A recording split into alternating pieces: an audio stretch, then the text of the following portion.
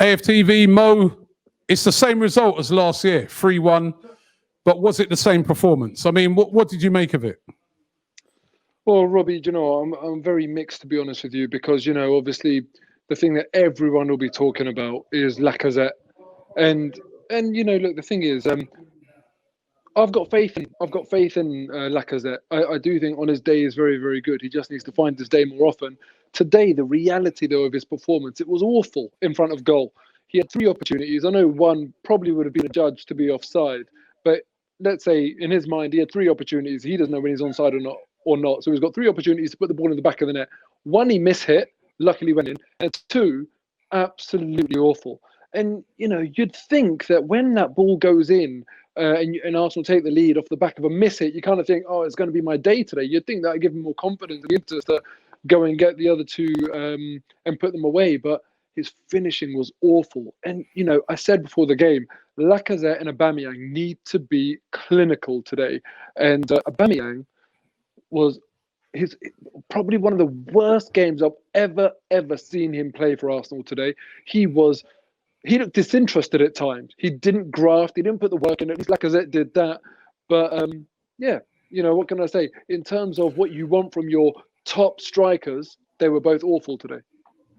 But when, like you said, when you got a game like this, and when you deploy those tactics, which is obviously we're going to let Liverpool have the ball, but we're going to try and catch them on the counter-attack. It's absolutely imperative that when you do get those chances, you score. And as somebody pointed out earlier, we deployed those tactics against them before and it worked. But the difference was when those 1 or 2 big chances came, we took at least one of them.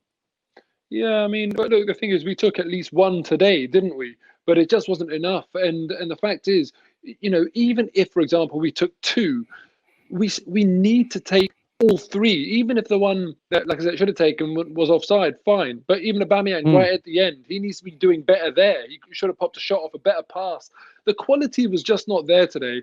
And the thing is that when Liverpool have got the lead, it's going to be a different game. You need to make sure that you're not letting Liverpool even get a sniff in the game. And the only way to do that is when you've got those chances to be absolutely clinical. We just didn't do that. You look at Leicester against Man City the other day. If their finishing was as kind of like inconsistent as ours, City would have won that game. But it's just that when Leicester and those opportunities, fair enough, 3 of them were penalties. I get that, but still you have to put them away. When you do that, that's when it really takes the wind out of the opponent's sails. And we didn't do that to Liverpool today. If Lacazette scores that goal, that's a real sucker punch. But we just didn't take those opportunities today. But, Robbie, you speak about the tactics, right? The tactics baffled me today because, we didn't commit to playing out of the back in the way that we should have, in my opinion. Too often, we just accepted playing long balls out from the back. And it seems like we brought David Luiz in to do that job today. If you look at the back 5, actually, if you look at the back 5 and Leno and Xhaka, not a single one of those players with their long balls had a long ball success rate of more than 50%. That's awful. If I'm on a football pitch and I try and do something 3 or 4 times and I mess it up half the time, I'm just going to say, all right, fine, I'm going to change it up. I'm going to do something different now because, I'm not doing it well enough today. And the fact that none of them got more than 50% success rate on their long balls was shocking. And the guy who it falls on, David Luiz, who I felt like was brought in today for this reason, his rate was 39%. That's awful. That's playing into Liverpool's hands. For me, I found that very frustrating. What did you make of there's a controversial incident right at the start of the game, Mane? Do you think that was a red card?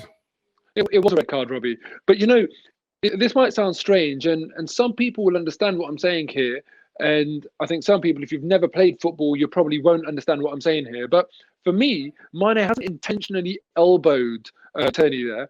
But it is still a red card because ultimately he has led the elbow into his face. But I think what Mane was expecting was Tierney to be a lot closer to him and to be challenging for that ball. And that arm, if Tierney is closer to him, doesn't then lead into his face. It kind of leans into his shoulder. Still a red though. Red is a red though, isn't it? Exactly. It's like when you see some players sometimes go studs. They don't mean it. Exactly. Sometimes not. It's a red.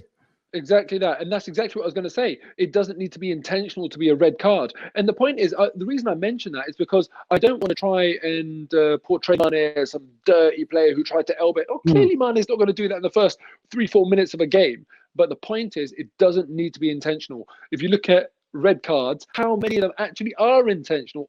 Obviously they're mistimed, or that you've got your height wrong with your tackle or whatever it might be, and this was just another case of that. And it's shocking to me that it wasn't looked at VAR. Another one that was shocking to me that wasn't looked at on VAR was Diego Jota's goal. Look, I know it's a given at that point Liverpool are going to win the game, but it's very frustrating because you've seen Man United won a game after the goddamn final whistle. I want every single opportunity for Arsenal to try and salvage something from the game. And when Jota scores that goal, that opportunity is taken away from us. Jamie Carragher on his analysis said that, the top of the arm is not classified as handball. This was not the top of the arm. It was closer to the middle. It was on the bicep of his arm. How have they not looked at that and disallowed it? And, on one hand, I think to myself, don't blame referees. Don't blame the officiating, because Liverpool were dominant today. They were a much better team. But on the other hand, you look at these things and you say, if Mane goes off in the 4th minute, how much does that change the game? This isn't some innocuous, was it a corner or was it not decision in the 90th minute when we're 3-1 down. This would have absolutely changed the shape of the game. And Jota, this is a goal we're talking about. And this was a handball in the build-up to a goal. It's fully in the new rules. It should have been disallowed. So I find that frustrating. But then, look, we can talk about that. But then also, when you talk about what Arsenal should be doing that they didn't do. Tell me how many crosses we blocked today, Robbie. Anyone that watches Liverpool knows where their threat comes from. Any attempt to block crosses? None whatsoever. So, in a way, we played into their own hands today. Long balls were absolutely awful. No accuracy on them. We didn't block any crosses, and we weren't clinical. What do you expect with those 3 things when you go to Anfield? Cool, man. Cheers, Robbie. Nice one. It's Robbie here from AFTV. Don't forget to check out AFTV on Flick for all the latest transfer rumours, for all the information on Arsenal, for all the information on AFTV. You can check me there for Q&As on a regular basis. The link is in the description. It is free to download. Download it right now.